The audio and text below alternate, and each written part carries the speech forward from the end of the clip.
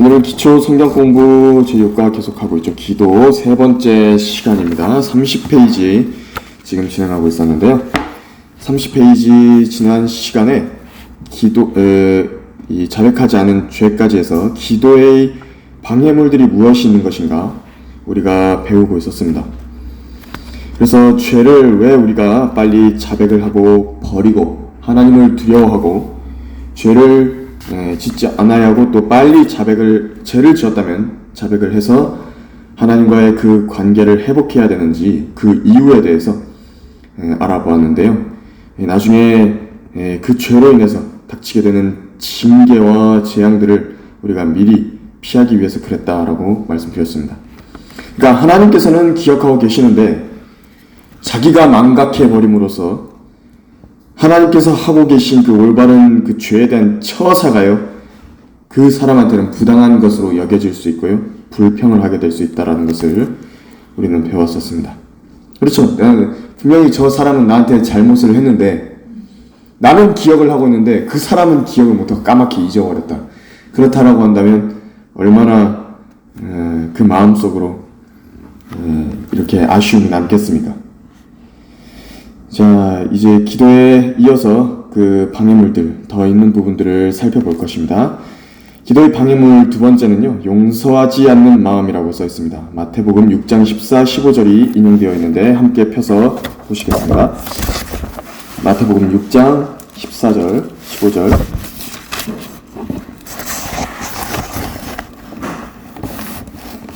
지금 소위 그 주기도문이라고 불리는 그 기도죠. 근데 거기에서 끝에 이제 예수님께서 첨언을 하시면서 하신 말씀입니다.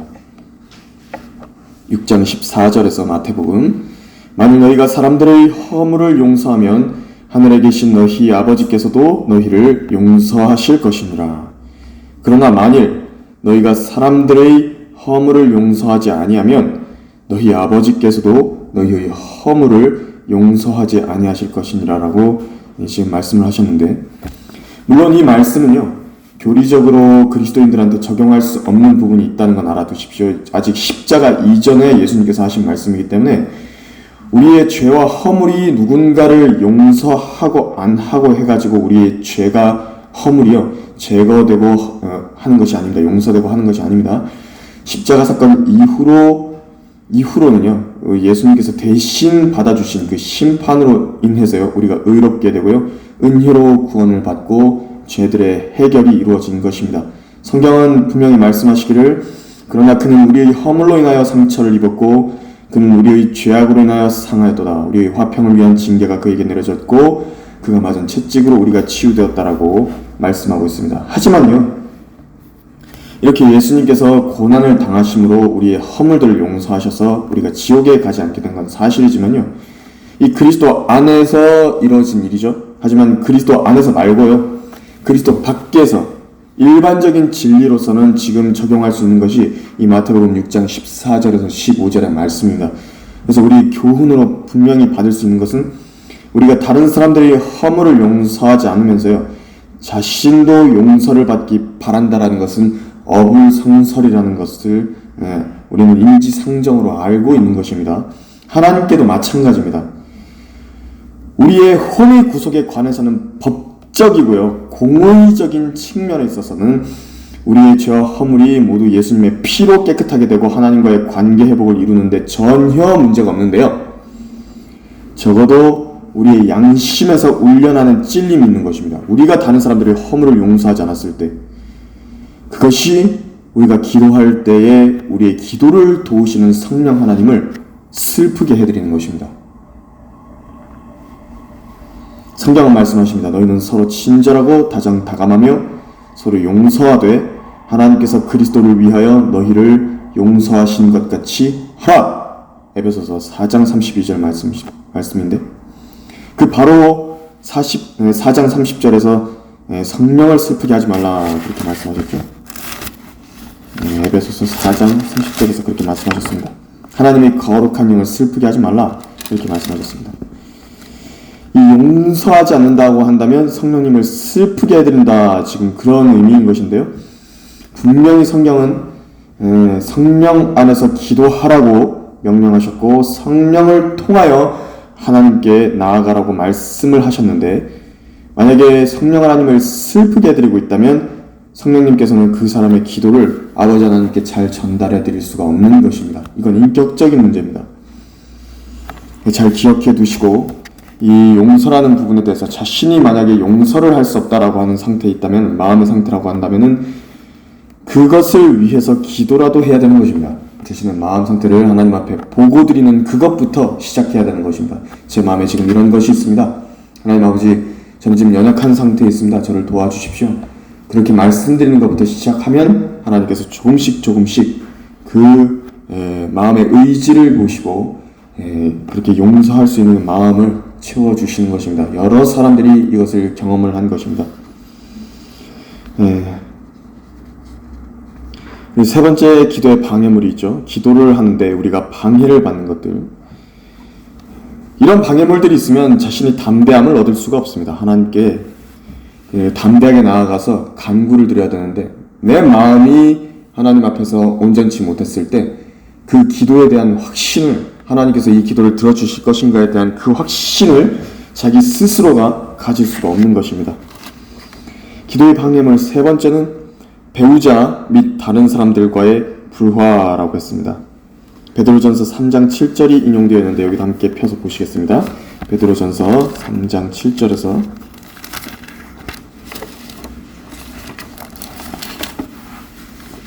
베드로전서 3장 7절,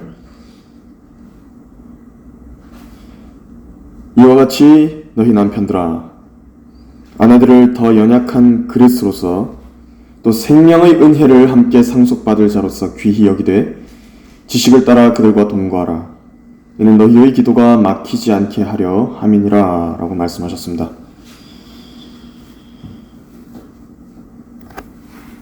누군가와 다투고서요, 이게 다투고 나면 다들 경험이 있으실 것입니다. 저도 있고요.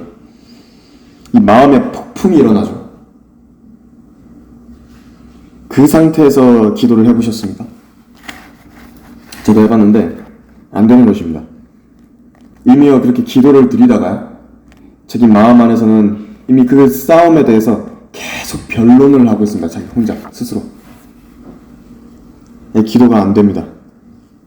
기도하다가도 자기를 변호하기에 바쁘고요, 또 다른 사람 탓, 특히 그 배우자에 대한 그런 탓을 돌리면서 분을 품고 있다라고 한다면요, 이 기도하는 내용도 잘 기억이 안 납니다.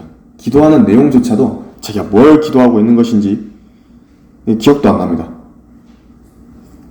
이 기도하려다가도 자꾸 생각이 다른 쪽으로 흘러가는 것입니다. 이것을 기도가 막힌다라고 하는 것입니다. 그 남편은요, 한 가정의 영적 지도자입니다. 이 가족 전체의 그 기도의 질에 대해서요, 책임이 있습니다.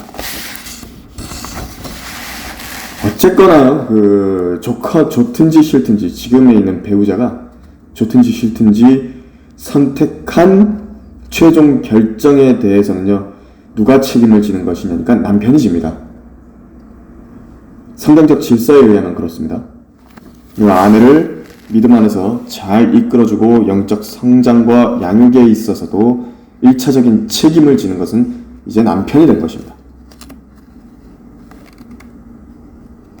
아내가 자기 아버지에게서 분리하여서 남편과 한 몸이 되었고 가정을 이루었다라면 이제 그 책임인 아버지가 아니라 남편이 가져가게 되는 것입니다. 따라서 가정 안에서는 남편이 연약한 그릇인 아내를요, 연약하다는 부분이 어떤 부분이냐면 영적인 부분도 그렇고 혼적인 부분도 그렇고 몸적인 부분도 다 그런 것입니다. 모든 부분에서 남자보다 약하다는 것을 알고 인지하고서 대해 주어야 됩니다. 이 반대로 아내는 그 남편을요, 자신의 믿음의 지도자로서 존중하고, 성경은 복종하라 그랬습니다. 질서를 지켜서 복종을 해라 라고 말씀하신 것입니다. 머리로서 대우를 해주라는 이야기죠. 그렇게 체계가 잡혀 있어야 가족들 전체의 기도 생활이 윤택해지는 것입니다. 그래서 교재 다음 페이지 더 이어서 가면요, 31페이지 4번에요. 구하지 않는 것이 지금 기도의 방해물 중에 하나다라고 되어 있죠. 구하지 않음. 구하지를 않은 것입니다. 구하는 것 자체를 포기한 것입니다. 야고보서 4장 2절이 인용되어 있는데 여기도 함께 펴서 보시겠습니다.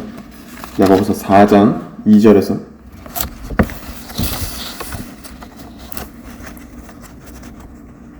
야고보서 4장 2절에 너희가 갈망하여도 얻지 못하고 너희가 살인하고 갖고자 열망하여도 얻을 수 없으며 너희가 다투고 싸워도 얻지 못하니 이는 너희가 구하지 않기 때문이라. 야고보서 4장 2절에 너희가 갈망하여도 얻지 못하고 너희가 살인하고 갖고자 열망하여도 얻을 수 없으며 너희가 다투고 싸워도 얻지 못하니 이는 너희가 구하지 않기 때문이라. 정말 자신이 간구를 간절하게 드리는 것인가? 이것이 정말로 중요한데요. 구하는 것인가? 라크마 목사님 이 부분에 대해서 이렇게 이 주석을 쓰셨는데 한번 들어보십시오. 이 구절에 대해서 이렇게 말씀하셨습니다. 말이야 바른 말이지. 당신이 무엇을 갖고 싶다는 욕망이 생길 때마다 하늘을 우러러 주님 나는 그것을 갖고 싶습니다. 그것을 내게 주십시오 하고 기도하며 번번이 하나님께 구하지 않는 것이 현실이 아닌가? 당신이 무엇인가 갖고 싶은 게 있을 때 기회를 엿보거나 운에 맡기거나 아니면 그것을 손에 넣기 위한 묘안을 짜내느라고 자신의 머리만 굴리지 않는가 하지만 그러지 말고 무엇이건 한번 하나님께 구해보는 것이 어떤가? 당신이라고 백만장자가 못되라는 법이 어디 있고 하늘을 찌를 듯이 높이 솟아있는 도심의 빌딩 한 채쯤 갖지 말란 법이 어디 있는가? 엄청난 말씀을 하신 것이죠. 요행수를 바라거나 운에 기대보라는 게 절대로 아니다. 요행수를 바라거나 운에 기대보라는 것이 절대로 아니다. 무엇이건 당신이 꼭 갖고 싶은 게 있다라면 먼저 하나님께 매달리고 때를 써보는 게 어떻겠느냐는 것이 내 제안이다. 무엇이건 말이다. 만약 당신이 자가용 제트 비행기 한 대쯤 갖고 싶다면 왜 하나님께 간구하지 않는가? 그렇게 구하는 것이 요행수를 바라는 것보다도 놀랍게도 가능성이 훨씬 높다는 것을 당신은 알아야 한다. 하나님께서 당신의 간구를 들으시고 아닌 게 아니라 그것이 당신에게 꼭 필요하다고 판단하시거나 또는 당신이 그것을 가질 만한 자격이 충분히 있다고 판단하시면 왜 그것을 당신에게 주시지 않겠는가? 사무엘하 12장에는 이렇게 써있다. 그러자 나단이 다윗에게 말하기를 당신이 그 사람이니이다. 이스라엘의 주 하나님께서 이같이 말씀하시기를 내가 너를 이스라엘을 다스릴 왕으로 기름 붓고 사울의 손에서 구해내어 내가 네 주인의 집을 내게 주고 네 주인의 아내들을 네 품에 주고 이스라엘과 유다 집을 내게 주었느니라. 만일 그것이 너무 적었더라면 내가 이런저런 것들을 내게 더 주었으리라. 사무엘하 12장 7절에서 8절. 당신 자신을 당신 스스로가 가로막지 말고 하나님께 구하면 주시겠노라는 것이 하나님의 말씀이다. 아무것이나 당신이 구하지도 않았는데 하나님께서 덮어놓고 주실 수 없지 않는가? 당신이 무엇인가 꼭 필요한데도 그리고 당신이 그걸 가질 만한 자격이 충분히 있는데도 당신이 그것을 갖지 못하고 있다면 그것이 무엇이건 당신이 그것을 소유하지 못하고 있는 이유는 단 한 가지.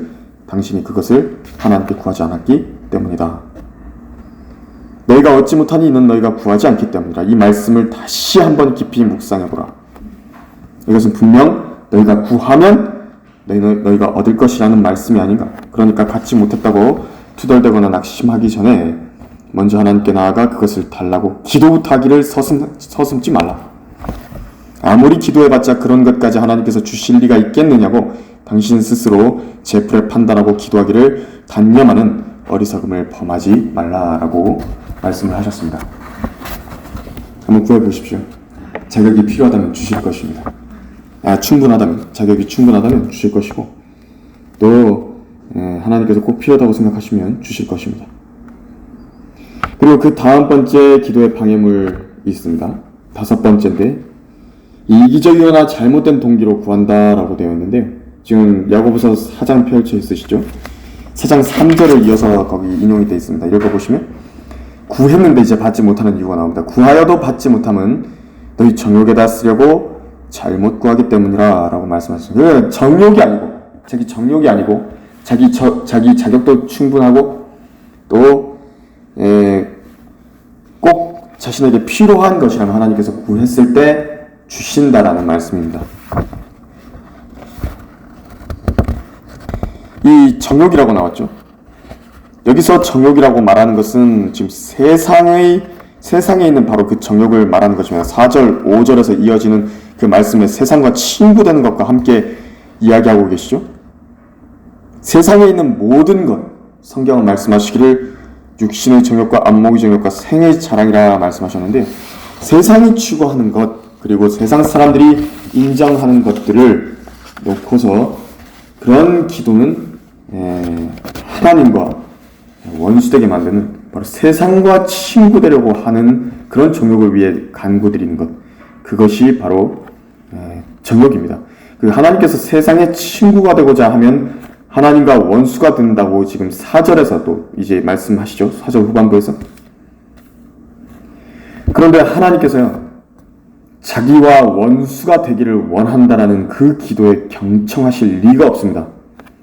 그러니까 자신이 만약에 간절히 구하는 기도 중에요, 이런 것이 있다라고 한다면 자기 양심이 성령 하나님 통해서 알려줍니다. 이거 네 정욕을 위한 것이잖아. 알려주시는 것입니다.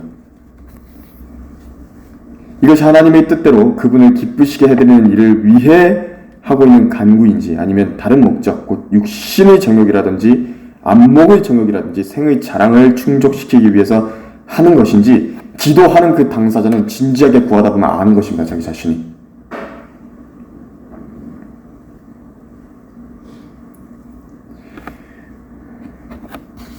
그래서 이제 계속 기도하다가도 자기 자신을 속일 수 있죠.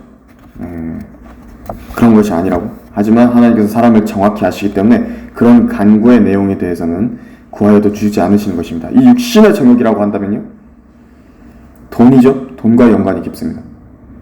그러니까 돈은 필요한데요, 돈을 사랑하는 마음으로부터 비롯된 정욕을 말하는 것입니다. 무조건 많이 쌓아놓고 무조건 부를 축적하고 그것 자체가 목적입니다. 그러니까 부를 축적하는 것 자체가 목적인 기도가 있습니다. 그걸 안 주시는 것입니다. 왜 그렇게 기도를 하냐니까, 기도하는 사람이 돈이요 자신을 지켜주고 보호해 줄 것이라고 믿는 것입니다. 많이 쌓아두길 원하는 것이죠. 그러니까 하나님을 제쳐놓고 숭배하게 되는 대상이고 신뢰하게 되는 대상입니다. 이 성경이 이것을 탐심이라 부르시는 것입니다. 이 육신의 정욕, 이런 목적으로 가면 안 됩니다. 또 안목의 정욕이라고 그러면 성과 관련한 것이죠. 음행과 간음과 깊은 연관이 있습니다. 안목이라고 말을 한다 그러면 보는 것을 말하는데요, 이 많은 사람이요, 이 보는 것으로 인해서 간음과 연계가 되게 됩니다. 예수님께서는 직접적으로 눈에 대해서요, 음욕을 품고 여자를 바라봤다라고 한다면 이미 그 마음으로 그녀와 더불어 간음한 것이다 라고 못 박으셨습니다. 안목의 정욕이라고 하는 것이요, 바로 이렇게 성적 타락과 또 성적 범죄와 연관이 깊은 것입니다. 음행과 간음과 연관이 깊은 것인데, 이런 안목의 정욕을 위해서 이것을 마음의 목적으로 두고서 하는 간구도요, 하나님께서 들어주지 않으시는 것입니다. 그 생의 자랑이 있죠. 생의 자랑, 명예인데 사람은 명예욕이라는 게 있습니다. 근데 이것은 하나님께로부터 인정을 받고 신실한 성도들로부터 또 존경받는 그런 명예는 좋은 것입니다. 하지만요, 멸망하는 세상으로부터 인정을 받는 그 세상으로부터 받는 그 생의 자랑, 그 명예, 이것이 바로 생의 자랑입니다. 자신이 총명한 자라고 불리고요, 사람들로부터 지혜 있는 자라고 불리고 학자라 불리고 변론가라 불리는 바로 그런 세상의 지혜에 속한 자랑들, 그런 말하는 것입니다. 제 학력이 어떻고 사람들이 인정하는 어떤 무슨 기업에 어디까지 올라가야 되고 그런 거 있지 않습니까? 세상을 사랑하고 육신을 따라 행하는 육신적인 그리스도인들은 세상으로부터의 그 자랑거리를 삼기 위해서 이 아주 고군분투하죠. 적어도 저 사람보다는 내가 무시당하지 않고 살아야겠다. 이게 목적인 것입니다. 승리 자랑이죠. 나는 저 사람들보다는 그래도 이런 부분에 있어서는 이렇게 인정받고 그렇게 해야겠다. 하나님 앞에 올바른 간구가 아닙니다. 어떤 두 사람이요, 같은 대상에 대해서 기도했습니다. 예를 들어 이겁니다. 건물이 필요하답니다. 그건 왜 필요합니까? 이제 구체적인 자기의 기도 가운데 하나님께 말씀을 드릴 것인데, 건물주가 돼가지고 부를 축적하는 것 자체가 목적이다. 자기의 그 안락한 생활, 그죠? 기도를 하지 않아도 매달같이 자기에게 마치 기도를 하지 않아도 매달같이 월세가 꼬박꼬박 자기 주머니로 들어올 것 같다고. 그것이 목적이어서 구한다라거나,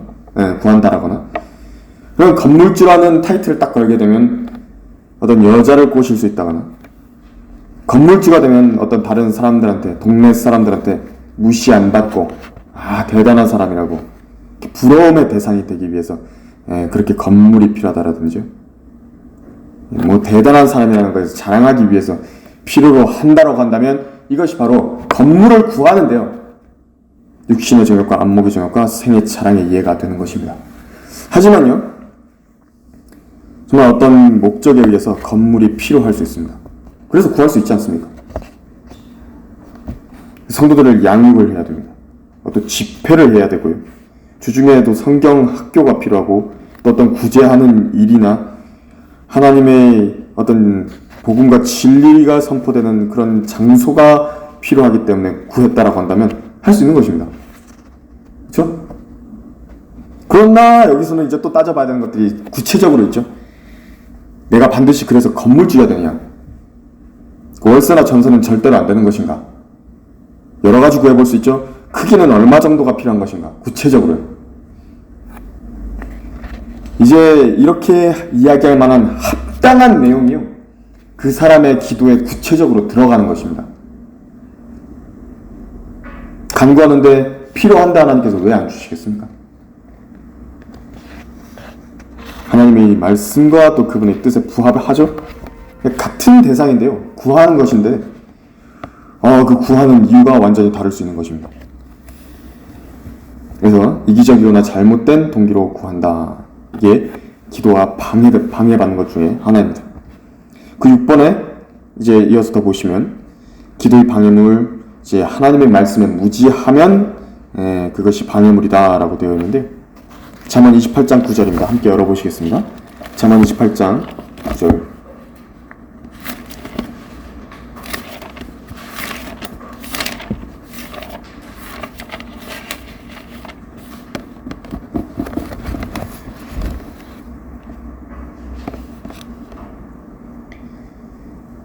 율법을 듣는 데서 귀를 돌이키는 자는 그의 기도마저도 가증한 것이 되리라.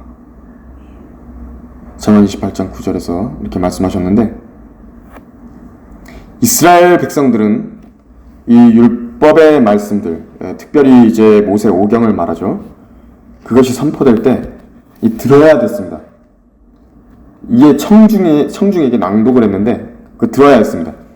그런 전통이 있습니다. 이 사람들은 온 이스라엘이 주 너희 하나님아 곧 그분께서 선정하실 곳에 나오면 너는 온 이스라엘 앞에 그들이 듣도록 이 율법을 읽을지니라. 백성을 모으되 남자와 여자와 아이들과 네 성문들 안에 거하는 네 타국인을 모으라. 그래야 그들로 듣고 배워서 주 너희 하나님을 두려워하게 하고 이 율법의 모든 말씀을 지키게 하며 너희가 요단을 건너서 차지할 그 땅에 사는 동안 아무것도 모르는 그들이 자손들로 듣고 주 너희 하나님을 두려워하는 것을 배우게 하라 하더니 명령입니다. 하나님의 말씀을 들으라는 것을 명령하신 것인데, 이 명령을 존중하지 않는 자들의 기도는 하나님께 가증한 것이 된다라는 겁니다. 우리도 마찬가지죠. 자신이 하나님의 말씀을 존중하지 않으면서 하나님께서 자신의 말은 존중해 주시라고 기도에 들어달라고 하는 거 무슨 신분 겁니까? 그렇죠? 하나님의 말씀이 선포되는 공적인 그 자리의 중요성을 무시하는 사람의 기도 역시도요, 하나님께서 들어주실 이유가 없는 것입니다. 이 설교가 울려 퍼지고요. 하나님의 말씀을 듣고 배우는 자리에는 하나님의 말씀을 사랑하고 존중하는 형제 자매들이 함께 모이게 되죠. 이 성경의 계명인 형제 자매들을 사랑하는 것을 이 계명들을 이행하는 사람들의 기도가 응답이 되는 것인데요. 그런 자리의 중요성 자체를 인지하지 못한다라고 한다면 그 사람은 입으로만 주님의 명령을 수행하는 것일 뿐인 것입니다.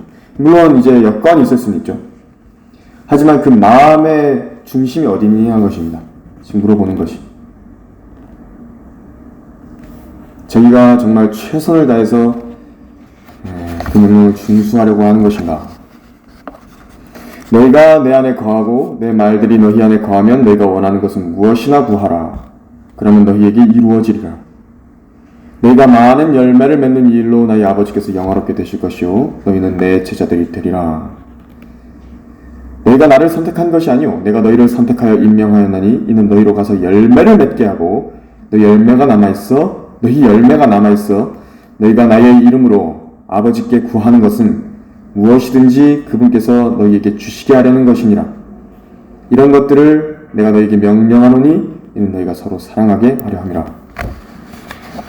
이런 명령을 잘 준수하는 사람이 하나님께서 그 열매를 보시고 이제 그 사람이 구하는 간구들에 경청하시겠노라고 말씀하신 것입니다. 그게 기도의 6가지 방해물들을 다 알아봤는데요. 다 개인들이 이제 주의해야 할 사항입니다. 유념해야 될 사항인데 이제 또 한 가지 지금 이제 기도의 방해물 이제 자신이 개인적으로 이제 주의해야 될 사항도 있고 의식을 좀 해야 될 상황이 있습니다. 하나님께서 자신의 기도에 응답하시는 때가 있습니다. 그렇기 때문에 사람의 생각에 기도의 응답이 늦어진다라고 생각이 들 때가 있죠. 이 성경은 말씀하시기를 그래서 어떻게 하라 그랬냐면 주를 기다리라 라고 말씀을 하셨습니다. 낙심하지 말고 꾸준히 기도하랍니다. 또한 그렇게 하나님께서 응답하시려고 한다 할지라도요, 그런 이 성경적인 사실이 있는데 어떤 게 있냐면 우리에게 대적이 있다라는 사실입니다. 마귀 역시도요, 하나님 앞에 나아가서 무언가를 말하고 있다라는 사실을 우리들은 잊으면 안 됩니다.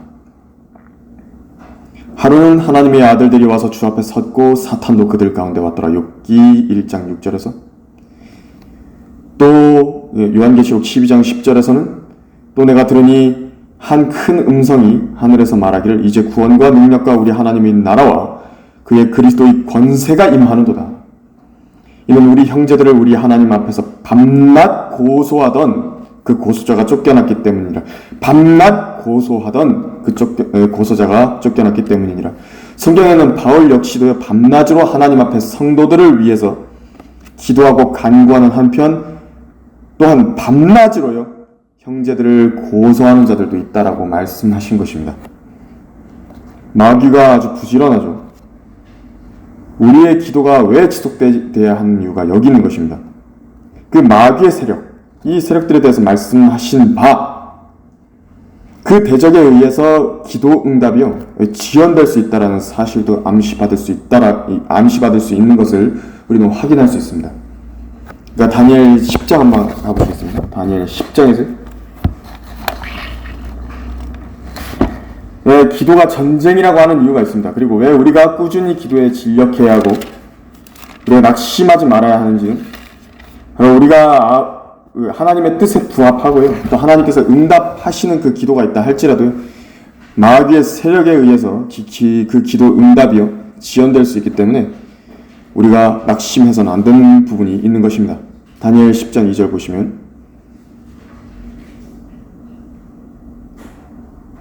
그 날들 동안에 나 다니엘은 꼬박 3주간을 애도하고 있었는데 3주 전체가 다 찰 때까지 먹고 싶은 빵도 먹지 아니하였고 고기나 포도주도 입에 대지 않았으며 또 몸에 기름도 전혀 바르지 아니하였더라 라고 했습니다.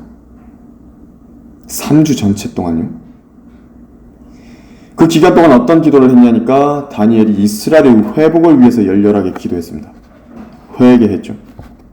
애도했습니다. 특히 이 기도는요 하나님의 직접적인 뜻인데 이스라엘 회복은요 대적인 마귀가요, 이런 일에 대해서는요, 엄청난 관심을 갖고 있는 것입니다. 적극적으로 방해하는 것입니다. 적극적으로 저지하는 겁니다. 거의 육탄전이죠. 그 11절에서 13절까지 한번 보시면, 내게 말하기를 어떤 천사가 날아왔습니다. 그래서 오 큰 사랑을 받은 사람 다니엘아, 내가 내게 하는 말들을 깨닫고 똑바로 일어서라. 내가 지금 너에게 보냄을 받았느니라 하더라. 그가 내게 이 말을 했을 때 내가 떨며 일어섰더라. 그때 그가 내게 말하기를 다니엘아 두려워 말라. 네가 깨닫고 네 하나님 앞에 스스로 겸손하기로 마음을 정한 첫날부터 네 말이 들린 바 되었기에. 그러니까 기도하면 하나님께서는 첫날부터 다 들으시는 것입니다. 어쨌든 간에 내가 네 말들로 인하여 왔느니라. 그러나 페르시아 왕국의 통치자가 21일 동안 나를 가로막았도다. 그러나 보라, 최고 통치자들 중의 하나인 미카엘이 나를 도우러 왔고 내가 페르시아의 왕들과 함께 거기 있었노라. 이 10장에 대해서는 할 말이 많은데요, 그냥 간단하게만 일단은 살펴보겠습니다. 지금 말하고 있는 이 천사는 주의 천사입니다. 이 기도에 대한 응답으로 다니엘에게 이스라엘의 회복에 대해서 계시해 주시기 위해서 이 말이 들린 그때의 명령이 나와가지고 날아오려고 그런 겁니다. 그런데 페르시아 왕국의 통치자라고 하는 자가 있는데, 이 권세에 의해서 자신이 21일간 가로막혔다라고 써있는 것입니다. 영적인 세계가 있는 것이요, 성경에는 페르시아 왕국의 통치자가 있는데 이제 사탄의 권세에 속해 있는 영적 존재 중에 하나입니다. 그런데 그런 세력에 의해서 기도응답이 지체될 수 있는 것입니다. 물론 이것은 지금 또 엄청난 또 그 성경에 기록된 예언의 성취 때문에 있는 것이고, 한 기도이고, 또 하나님의 직접적인 뜻과 연관이 있는 부분이기 때문에 또 더 이런 것이 부각이 되는 것이지만요, 우리도요 이런 것을 배제할 수 없습니다. 우리의 기도의 응답에 대해서도 배제할 수 없습니다. 우리가 항상 깨어서 기도해야 되는 이유입니다. 왜 낙심하지 말고 주를 기다려야 되는 것인가? 왜 우리의 싸움이 기도로 싸우는 영적 전쟁이고 믿음의 선한 싸움인 것인가? 우리는 다 알지 못합니다.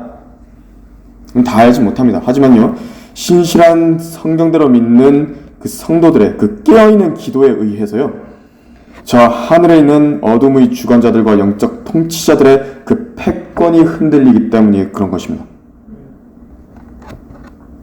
우린 다 알지는 못합니다. 성경에 분명히 이런 일들이 일어나고 있다라고 성경에 말씀하고 있는 것입니다. 하나님의 말씀을 근거로 하는 기도, 이것은 핵폭탄과 같은 것입니다. 하나님의 말씀이 얼마나 능력이 있는 것인지, 이 말씀을 근거로 가지고 하나님께서는 에베소서에서도 무장하라고 말씀하십니다. 하나님의 말씀의 칼을 갖고 어떻게 하라고 하느냐, 성령의 칼, 곧 하나님의 말씀을 가지고 모든 기도와 간구로 항상 성령 안에서 기도하라라고 말씀하신 것입니다. 우리가 기도의 사람들이 되면 마귀에게는 아주 큰 부담인 것입니다. 마귀는 성도들에게 기도하지 못하게 하기 위해서 여러 가지 방해 공작을 펼칩니다. 몸을 지치게 만들고요, 믿음을 약화시키고 낙담을 시키려고 하고, 기도에 대해서 냉소적인 마음을 품게 만들려고 하고요, 죄를 짓게 만들고, 이런 우리가 오늘 배웠던 방해물들을 가져다가 하나님과 사람 사이에 놓으려고 하고요, 성경에 무지하게 만들고 하나님의 말씀의 중요성을 인지하지 못하도록 만들려고 가진 애를 쓰는 것입니다. 그 기도가 무섭기 때문에 그런 것입니다. 다툼을 일으키고 마음의 폭풍을 일게 만드는 것, 다양한 경로를 통해서 기도 자체를 하지 못하도록 만들고요, 또 기도 내용이 그렇게 다 모든 것을 극복하고 하나님께 이제 전송되어 올라갔어도요, 반대를 하고요, 고소를 하고 저지하고요, 기도 응답이 되는 과정 속에서도 지연되게 하고요, 할 수 있는 힘을 다 하는 것입니다. 마귀의 세력은요. 깨어 계시길 바랍니다. 꾸준히 기도로 하나님께 나아가시길 바랍니다. 성경 공부 여기까지 하고 이제 이어서 더 하겠습니다. 다음 시간에.